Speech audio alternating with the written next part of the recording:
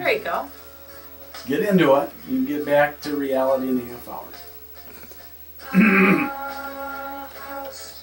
Time for Thinking Real Estate, the Monday edition. Laura Dwyer Schlecke, Bill Schlecke, Are you getting anybody? Jacqueline Austin in the building. Sorry, are you getting anyone complaining because we're not on Thursdays? You know, they've been pouring in. Yeah. But I've been, Has anybody noticed? but I've been ignoring them. Have you gotten a bigger audience on Mondays as a result of us being on here? I think 2 more people? Monday's audience is good. Okay. Yeah. People want to know what happened on the weekend. Oh, so there they are. And they're expecting the show to fill them in on that. We Is have that right? filled them in a couple interesting stories from the weekend. Well, last week I Yep. wasn't here. I was in the beautiful city of Menominee. You missed a couple good ones. We had some good ones last Did you? week. All Yeah. right, good. Good stories. Yeah. Good. And I had Jonathan Green on last week. Yeah. Updating. Good job. I wasn't listening. I was in court. You were an hour behind us. You could have listened. No, I was in court. You could have had your internet. Hey, a follow-up to something we talked about a couple weeks ago, though. I see the Chesapeake Oil Company got rung up. Yeah, in the Sheboygan Yeah. District Court, they had a 2-week. Of course, they'll appeal that. Well, no, they're not at this point yet. That was the criminal action brought by the Attorney General against Chesapeake Energy, arising from the October 2010 state auction, the auction for leasing of state lands. Right. And they were accused originally of antitrust violations with Encana, and the AG brought a criminal case against both Encana and Chesapeake for that alleged violation. Encana settled quickly.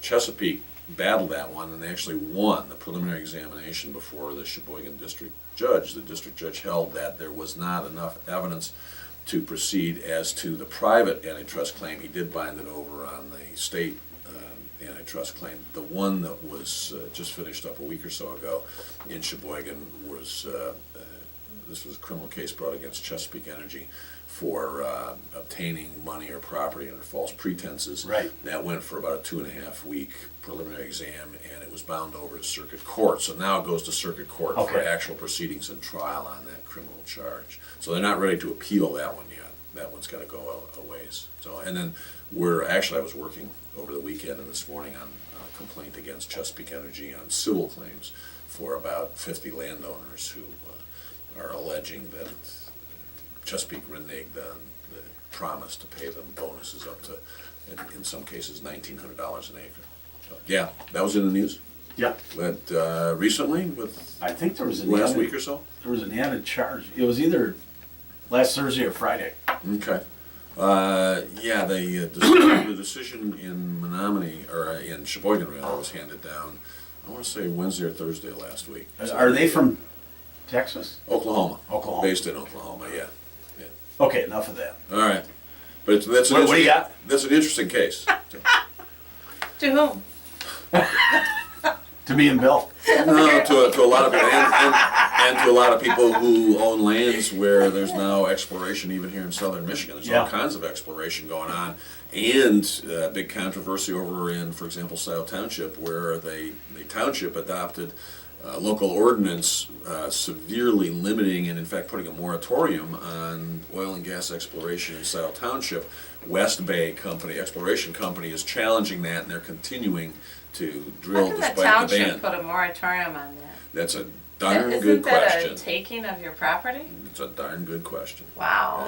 Right. I can't even believe that they'd even attempt to do that. There's a huge controversy over Yeah, but they want to fracking. drill right in the middle of some neighborhoods. And, Yeah, but wouldn't that be up to the neighborhoods to decide whether that's Well, appropriate or not? Not the township? Not a government? You're dealing with private property rights versus public rights, and there's a balance that gets struck between the two. So we'll see what happens. West Bay Exploration is a good company, has a good reputation. They're actually trying to work with the township and the citizens to come up with a solution. But at what point would the just like zoning. municipality... It's just like zoning. Right. Like Just like, zoning. hey, wait a second. Yeah, She's but- a municipal Yeah, but- official. She ought to be in the You're a zoner. right. A zoner. Yeah, she's Yeah, I can zoned out. zone in and out. Okay. Yeah, but this is a taking of And if there's oil under that subdivision, that would be, Okay, you're preaching to the choir here, because Oh, okay. I represent private property owners, but you gotta understand that there is a balance, and, you know, we try yeah, to but I strike guess what I'm that trying to balance is. understand what balance the municipality would have. Are they trying to protect the roads? Are they, I mean, They're worried about the environmental implications or potential consequences, alleged potential consequences of fracking. That's what this is all about. Because What these would are gonna be be natural gas wells that may be fracked, although in this well, I'm not sure if West Bay, I think West Bay may have said they're not intending to frack on this one. I don't know enough about the specific facts, but all I know is that that's just one so it could controversy that's going on. possibly leak a gas that could explode a house, that could cause a fire, that could. No, they're more, I don't know. they're more worried about in fracking, you inject a water which is combined with a variety of chemicals and salts in order to frack or break up the shale in order to release the natural gas or liquid product that may be residing in the shale. And so it's the release of not just gas, it's the release of all of these materials that are injected into the well. You're talking about hundreds of thousands, if not millions of gallons of material that are injected in order to break up the shale. That's what fracking is all about. Fracking is short for fracturing. You're fracturing the rock. But I would assume that our environmentalists have studied this and approved it, and otherwise we Fracking, wouldn't Not be doing everybody. it. fracking started in 1929, I think. It's been around a long time. It's still But it's controversial. now, it's becoming, yeah, because it now has really, I want to say in the last 20 years it's taken off, and now within the last 10 years even more so. And it's commonly used, but there's a lot of misinformation out there about fracking, a lot of anecdotal reports of things, but no real hard science to support the proposition. Well, I would think that- if they've been doing it since '29, you've got a lot of history there to be able to go back and see if there's any They're damage very- done as a result of it. You don't have any good statistical studies to show that it's dangerous at all, and in fact, Well, maybe done it's not. properly, it's safe, right? Look, fracking done properly has been shown to be a very safe environmental practice, but again, there's still instances where things do go wrong. Just think of the, I mean, it would be hard for me to envision someone coming to our house and saying, you know what, there might be oil under their hills there in the city. Yeah. You know, that Well, would be probably- hard to imagine that, but Yeah, but you if gotta- there were, all right, you gotta understand that when you apply for a permit to drill for oil and gas, you create what's called a unitized pool. And I might have a pool of 40 acres, the state just approved one of 50,000 acres. the state of Michigan? State of Michigan, DNR, or DEQ, rather, the supervisor of wells, up in northern Michigan, which is highly unusual. It's There's probably one house on never it. been Well, done. nobody lives up there. Never been done. But my point here is that a lot of times we'll negotiate for owners what's called a non-developmental lease, which means that you can explore for oil and gas, but you got to put the facilities on somebody else's property. And so we have lots of non-developmental leases where you can't put a well on my property, you can't put a structure, you can't put tanks, etc. It's off-site. It might be, in the case of fracking, you can have a single well, and then it goes down to whatever the vertical bottom well is that they want, and then they go horizontally. And you could be miles out from where the wellhead actually happens to be. You can't even see where the well is, and they're extracting oil and gas from your property. So the notion So that that- you're going to end up with an oil well sitting right there in the center of Jackson So that's the way they is would nonsense. get into a neighborhood? Yeah, sure. You wouldn't put a well inside Essex Heights, but if it turned out that there were valuable resources under Essex Heights and we could do it within the confines of the local ordinances, you might put a wellhead out in Ellis Sharp, who knows? But from what I read in Washtenaw, that's sort of what they're talking about. In Scioto Township. Yeah. In Scioto Township. Isn't it Washtenaw? Yeah, Yes, it's in it is, Washtenaw yes. County, yeah, but it's actually the township where Okay. the controversy exists, because that's where West Bay is proposing to, actually, they've started drilling the well. Again, there are pros and cons, there's a lot of hysteria. I think the county might be involved now. Yeah, isn't Washtenaw County I involved? think so. That would be Well- the health department? I don't know. Could be. All I know is Scioto Township. Go How do they ahead. determine that there's potential, Geological studies, but ultrasound or Oh, okay. Infrared. sonar, no. Can they see in the houses? Oh, I'm sure they can. No, and Somebody is. you just have Right. some, Somebody's looking. you have some notion from drilling in other areas where the formation is, the Utica Formation, a variety of geological formations that geologists know exist. I mean, the Utica Formation, which is being drilled in northern Michigan, extends all the way into Pennsylvania. So it's the same rock formation that formed millions of years ago. You didn't take geology in college, did you? Oh, I could have taken it, So, yeah. but didn't. But we weren't even going to talk about Did you this take subject today. geology? I did, of course. Yeah. Well, you took everything. You gotta have You're rocks. brilliant. You gotta have rocks. You're in your head absolutely to take brilliant. that subject, right? Okay. Of course, at the University of Michigan, there were lots of stoners, so okay, they were into rocks. Wait, can you go any further? Right. Okay. All right. Can't go much higher than So that. Yeah, right, can't was go the any higher follow- than that was that. a follow-up question when you asked about Chesapeake Energy. Right. And that's We just got off on a tangent. But that's Yeah. what this is, a lifestyle show. It is, We really. haven't said that in a long time. We rarely talk about real estate. But life is about real I estate. try- I We all try. have It to is live kind of. and breathe. I And try. All right. So It's all in what I land. want to talk about was legal descriptions because my associate, I was trying to explain legal descriptions to him the other day and how you located property in the state of Michigan and in other states which are east of the Mississippi. They all use pretty much the same method, or at least the Midwest does. The East Coast uses more meets and bounds. They don't have government survey. But in Michigan, you have a number of different ways to describe property, and so I was explaining what that was. So if that subject interests you, I'd be happy to discuss Go it for a it. few minutes. and then I'll tell you how my father taught me how to read a legal description. How'd your father teach you? He told me to do it, read it like a address that you send a letter to. You start with the zip code. You read it backwards, just like a mail. What kind of description? Uh, This is a rhetorical question, you're by the way. right. Meets and We're bounds using the Socratic description. method here. Right, the meets and bounds description. No, not a meets and bounds. Government survey description is what he was talking about. FYI.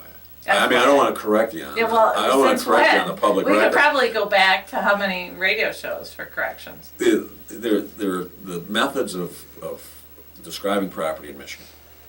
You have meets and bounds, which is the oldest method. Meets and bounds is just starting from a point Point. on the earth and then taking an azimuth or a direction, so many degrees north, so many degrees rock. west, to, and it used to be, I'd go westerly to the big oak tree, then northerly to the big boulder. I mean, before you actually had surveying methodology, that's how legal And before you descriptions had work. big And backhoes you that actually- would take those boulders Well, and you up. actually still see descriptions like that will describe it to the old oak tree. That old oak tree doesn't exist anymore.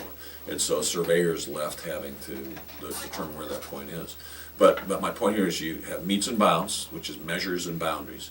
Then in 1786, the Continental Congress in the U.S. had to pay for this massive war debt. They had all this land called the Northwest Territories, including Michigan, Illinois, Ohio, Indiana, Wisconsin, Minnesota. And so they said, well, let's sell this land off, but we need a good method to describe it. So they came up with a government survey method. Is it a good method? Yeah, it's excellent. Absolutely excellent. Because Sections. yeah, it divides the territory into townships. It actually starts with what's known as a principal meridian, and there are, I think, I want to say 13 principal meridians throughout the Northwest Territories. Michigan's principal meridian, guess where that is? Blackman Park. Let's see. Meridian. Is there anything Meridian you know of? Road. Meridian Road. That's Meridian what I Road said, that but we runs have the north and point. south. There's the marker right in Blackman Point, Blackman Park. I'm that going to help you links out that here, okay? Up. The principal meridian is a line that runs north and south that is the starting point for government survey, and then you have a baseline which runs east and west. Now, does that ring a bell with anybody? Let me think. Baseline Road, Could be Town which Line Road. actually is, no, not Town Line Road. I was joking. Baseline Road is the baseline in southern Michigan. You got the principal meridian, runs up the center of the state. Baseline Road is the baseline, which is also known as 8 Mile in the Detroit area. And that intersection of the principal meridian and the baseline forms the starting point for government survey description. And then you go north and south along the principal meridian. You go east and west along the baseline. When you go north, it's Township 1 north, Township 2 north, Township 3 north. If you go south, Township 1 south, 2 south, etc. If you go to the west, it's range 1 west, range 2 west, range 3 west, etc. So now I can narrow it down to, for example, Township 3 north, range 6 east. I know now that I'm in an area which is 36 square miles called a, Section. no, township. Township. Oh. That's a township, 36 square It's miles. been a while since I've taught this stuff. Okay? Now, because of the You curvature, guys should do this for continuing ed. because of the curvature of the earth, as it narrows, as the lines converge going north, we adjust every 4 townships or every 24 miles so that we move those lines back out and start over. So that's why you see descriptions so many acres more or less, because although I now have 36 square miles in a township, and I divide them into sections, 1 mile square is called sections, I start up in the farthest northeast corner, that's section number 1, then I go west, 2, 3, 4, 5, 6, up to the northwest corner, and then I go down Does that include the section UP? 7. Yes, there's a, It does. the principal, yes, throughout Northwest Territories, government survey exists, and the principal meridian runs just to the east, I think, of the Keweenaw, and the baseline runs just north of US 2, I think, somewhere in there. But now, what I have is I have 36. Oh, they have a 1 mile different sections. base up there? Different baseline and a different principal meridian, yeah. So you could go to Blackman Park and see that government marker where it all starts from for this particular area. Is that where the baseline runs through? I thought Baseline Road is so far. Well, Baseline the Road's farther Meridian, north. maybe. You have what are called monuments from time to time, which are set as part of the government survey for section corners, township corners, etc. That may be what you're thinking of, but I don't. I haven't think, seen I don't it. think I've that's only the told us that I intersection. haven't been there yet. No, Right. it's Because you got to get the 8 Mile Road. 8 Mile Road's farther north than Jackson. I don't know. Yeah, it is. I'd have to look Trust at a me on map. this. Trust, Baseline Road runs through Livingston County. It's Baseline Well, I know Road, where it that's is. not- I know where 8 Mile is. So So, yeah, I think it's But a different government monument that's set there, and they also set elevations. There'll be a brass cap on it, and it will tell you what that marker is, and it will also set well, the there's elevation. there's a marker of some sort in Blackman Town in Blackman Park Okay. that they have found. So at any rate, I'm now down to 1 mile sections. You divide each section, 1 mile section But into, you're gonna have to go a little faster. well, we're almost out of time. Why don't you do your properties and then we'll finish it, because there are 3 other methods of Well, go for description. 'em. No, there's meets and bounds, there's government survey, plat act, subdivision, a lot in subdivision, and then condominium. So let's, Three other. I thought you said 3 other. in addition to government survey, Oh, got it. right? So we can Which talk is about the the other. easiest one? Oh, Condo. government survey. Well, yeah, Condo. yeah. Well, condo government or survey is lot in already the established, subdivision. so But- if but- I'm gonna do a subdivision, I'm gonna start with either meets and bounds Yeah, or right. government survey. No, I'm gonna start with government survey. Survey. I'm not gonna start with meets and bounds usually on a subdivision. I'll start with, I'm in the such and such township and range, and then it goes from there. So I'd say government survey is the easiest method of legal description. Right, but it's also the basis. And it's combined with, as you say, meets and bounds and others. We can talk more about it. Go ahead with your properties. All right, so we've got a couple new listings. 912 Delacourt, which is 84.9. It's a 2-bedroom, 1-bath, 782 square feet. And I believe that's a short sale. And then Marengo, 5890 Marengo Street, which is in 340 Farms. You guys are laughing. Yeah, that's because your expression when you say a word, it's like, oh, well, this word is so exciting to me. Well, it's an exciting house. Let's ask once- Steve Madalena if it's exciting to him. I told him I'd give him a shout out this morning. I saw him on the range yesterday. He's trying to change his swing. I said, why? But anyway, go ahead. Thank you for interrupting while I'm speaking. No problem. I'm happy to do How it. do we usually? Yeah, that's it. Okay. 169.9, 3 bedrooms, 2 baths, 1660 square feet. Clean as a whistle, move-in ready. And we have an open house at that house, 5890 Marengo, this weekend from 1 to 2:30 on Sunday. And then Lockmore is also an open house. That's 1830 Lockmore. $299. It's a 5-bedroom, 4-bath, and it's just under 4,000 square feet. Nice, big, sprawling ranch in the back of the subdivision. Butts up to the golf course. You should buy that. You could just jump the fence. Sure. So then we have a lot of other great properties for sale. Forest Lake, 2701 Forest Lake, just listed last week. 119.9, it's 3 bedrooms, 2 baths, under 1,500 square feet. Out by the country club, across from the country club. And then 111 First Street in Vandercook Lake Schools is 59.9, 3 bedrooms, 1 bath.